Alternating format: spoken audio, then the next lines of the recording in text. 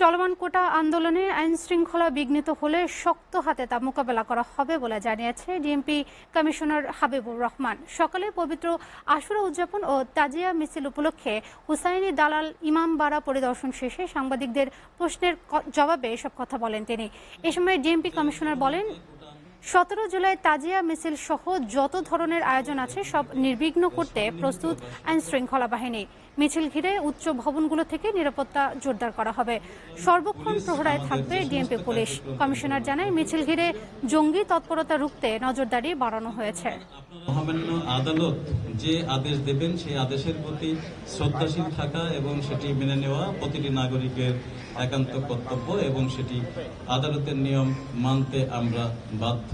সুতরাং পুলিশ আমাদের যে সমস্ত কার্যক্রম পরিচালনা করবে সেগুলো সেটির প্রতি শ্রদ্ধা রেখেই হবে। যদি কেউ